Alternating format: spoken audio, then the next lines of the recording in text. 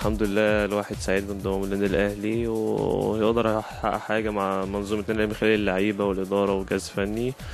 والواحد الحمد لله يعني بيشكر نادي الزمالك على الفتره اللي قضاها معاه، كانت الواحد سنه ونص قدرت احقق بطولتين وربنا يكرمني ان شاء الله مع هذه البطولات مع النادي الاهلي يعني. عايزين نتكلم عن بداية المفاوضات مع النادي الأهلي، ابتدت ازاي؟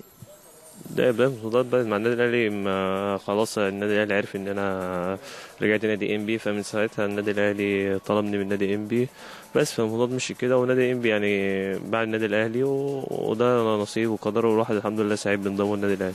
كلام كتير ان رغبة مؤمن زكريا اصلا ما كانتش انه يلعب للنادي الأهلي، ترد على الكلام ده بايه؟ انا موجود دلوقتي فين طيب؟ انا عايز افهم، انا موجود دلوقتي قدامك وكنت بتمرن النهارده، فاكيد الرغبه اللي كانت النادي الاهلي يعني.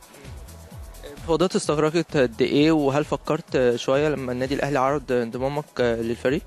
لا مش حكايه فكرت ولا ما فكرتش، هو الواحد برضك كان موجود من نادي الانبي، فمن خلال نادي الانبي هو اللي باع النادي الاهلي، والواحد سعيد زي ما قلت لك بانضمام النادي الاهلي ويقدر يحقق حاجه، ودي يعني ربنا سبحانه وتعالى هو اللي مسخر لك كل حاجه في كل وقتها. يعني انا مشيت من النادي الاهلي رحت الانتاج، ومن انتاج للمصري، ومن انبي، فربنا مسلسل لك الحاجات دي، والواحد رجع للنادي الاهلي تاني، فان شاء الله خير باذن الله.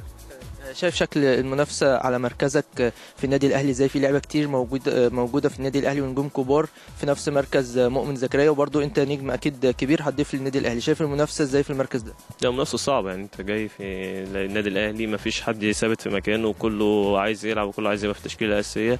الواحد هيبدأ من أول وجديد، ان هو لسه داخل الفرقة برضك، فالواحد لا انسى ان الواحد كان بيلعب نجم في الفرقة والتانية ولا حاجة، لا الواحد مش نجم ولا حاجة، الواحد لسه بدري قبل ما يبقى نجم وقبل ما يبقى اسمه اي حاجة، لا لسه بدري على الكلام ده. الواحد لسه بيبدأ كأنه لسه ناشئ طالع في صفوف النادي الاهلي، هيبدأ من الصفر تاني، وان شاء الله باذن الله الواحد يبدأ ويعمل حاجة كويسة مع النادي الاهلي باذن الله.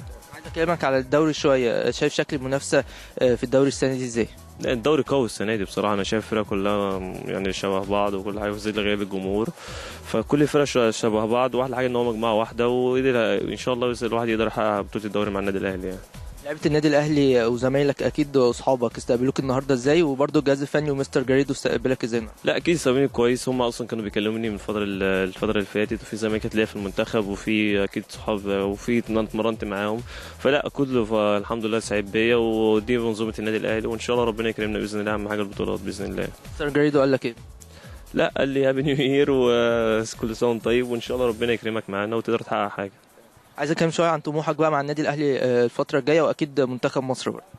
اكيد واحد زي ما قلت لك في الاول طموحاته انه يحقق بطولات مع النادي الاهلي من خلال مجلس الاداره، جهاز فني، لعيبه، ودي حاجه كويسه لينا، وان شاء الله نحقق حاجه جمهور النادي الاهلي يعني. ان الواحد يبقى اهم حاجه يبقى يعني نبدا سنه كويسه، واقول للناس كلها كل سنه وانتم طيبين، نبدا يعني مصر تبقى كويسه ترجع تاني زي الاول، وان شاء الله باذن الله من جمهور النادي الاهلي يحقق بطولات، وكل سنه وانتم طيبين. تقول ايه بقى كلمه اخيره او رساله اخيره تقولها لجمهور النادي الاهلي اللي مستني طبعا مشاركه مؤمن زكريا الاولى مع النادي؟ انا اولا بس عايز اشكر والدي ووالدتي، دول اهم حاجه في حياتي، واخويا طبعا واختي، دول يعني الحاجه الغاليه دول في حياتي، هم تعبوا معايا الفتره اللي فاتت، وربنا يعني الحمد لله كرمني وكرمهم، وان شاء الله باذن الله اقدر احل لهم حاجه، لاني انا عارف ان هم تعبوا معايا الفتره اللي فاتت، فاقدر احل لهم حاجه، وخلال جمهور الاهلي ان شاء الله باذن الله وعده باذن الله الواحد يقدر يحقق حاجه للنادي الاهلي باذن الله.